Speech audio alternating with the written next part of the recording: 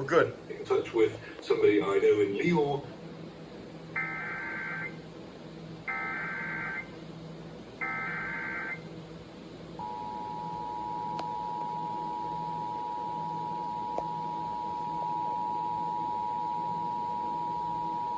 This is the Plumas County Sheriff's Office with a warning message for all residents.